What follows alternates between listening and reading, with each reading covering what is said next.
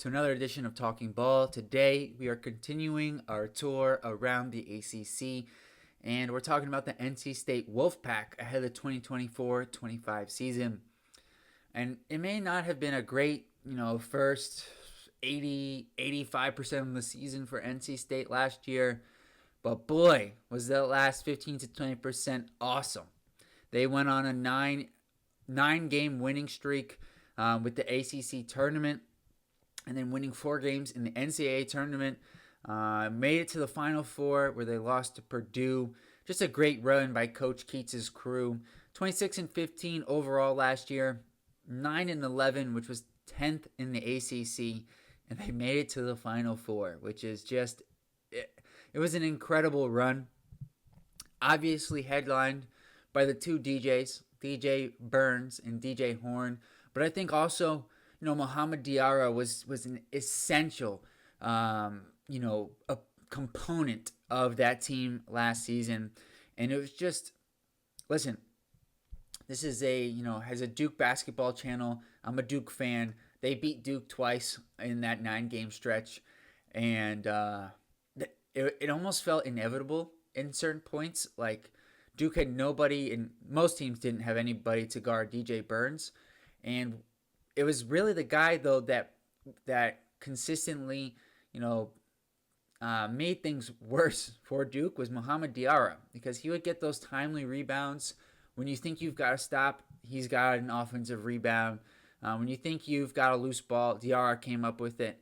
And they figured out all the pieces, and they all meshed together, and they just went on an awesome run. And so, a lot of those guys, those key players, are not back. And I'm very curious how this team is going to look this season. So without further ado, we're going to go through the roster, then how I see the starting lineup and projected rotation, and then lastly, the schedule and predictions for NC State basketball this season. So who's gone, who's back, and who's new? Well, DJ Burns, DJ Horne, Mohamed Diarra, and Casey Morsell, 4 of your 5 starters from last year's team, are gone. 3 of your most important players. Casey Morsell was certainly in your top 5 as a guy who could score, create his own shot, which was really important to have outside of Horne and Burns. And they just, like I said, they meshed really well together at the end of last season. Who's back? Jane Taylor, who's a really important piece from last year's team, along with Michael O'Connell, Ben Middlebrooks, who was your key backup center from last year's team, and Dennis Parker, who gave really good minutes off the bench. Did start some games, but good minutes off the bench for them last year. Who's new? Brandon Huntley Hatfield comes over from Louisville, along with his teammate there and his new teammate at NC State, Mike James. Marcus Hill comes in from Bowling Green as an explosive scorer at 6'4". Dontrez Styles transfers in from Georgetown as a 6'6" forward. And they've got 3 freshmen. Paul McNeil, who's ranked 77th in the class, 6'6". Trey Parker, who's 6'2", ranked 140th in the class.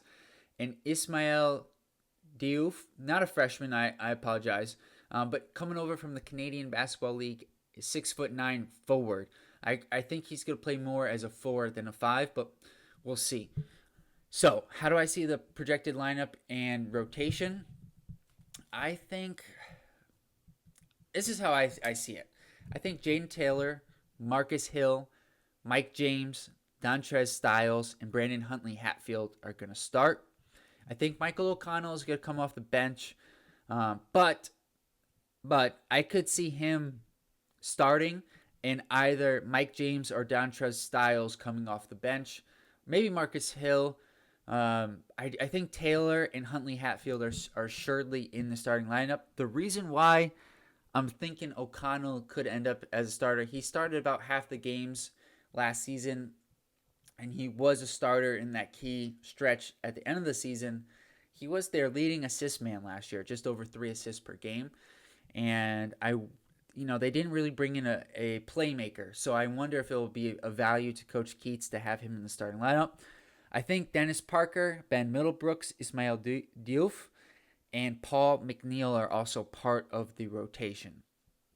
Questions I have about this team, Number one question is really the shooting. They don't, DJ Horne was a tremendous shooter for them last season on high volume. And while Marcus Hill, can replace the scoring, he's not the shooter that DJ Horne was. He shot 29% from three, about 3 attempts per game. He's just not the same level of shooter.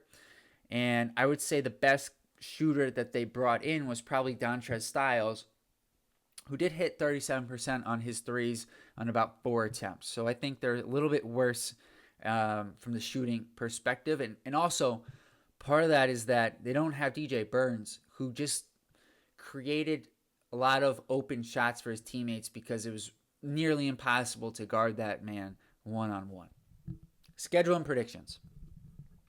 Non-conference play, they've got a neutral site game with Purdue and then either BYU or Ole Miss. And that's part of a mini tournament in San Diego. They'll play at home against Texas in the ACC SEC Challenge, and they'll have a road game at Kansas. Conference play will consist of home and away games with North Carolina, Wake Forest, and Cal. And home games, Boston College, Clemson, Florida State. Florida is not in the conference. Louisville, Notre Dame, Pittsburgh, and SMU, followed by away games with Duke, Georgia Tech, Miami, Stanford, Syracuse, Virginia, and Virginia Tech. So my predictions, I think, look, last year's team got on a heater at the end of the year, but really was, an average team throughout most of the season. I think they're going to be more like that this year for the entirety of the year. So I got them going 8-3 in non-conference play. I think the road game at Kansas is going to be really tough. I think the neutral site game with Purdue, I know Purdue's not going to be as good as they were last year, but I think that's a game Purdue wins. And I think they'll win. NC State will win one of the games with either Texas or the BYU Ole Miss matchup, and then they'll win the rest of their non-conference games. And then in conference play, I have them going one game better than they were last season, because while they were average to above average, I do think based off the way they finished the season, they did underperform. And I do like the guys that they brought in, like Brandon Huntley-Hatfield, I think is a tremendous player who was stuck on a really bad Louisville team. And I think he's going to showcase, he's a good player this season. So 10-10 feels appropriate.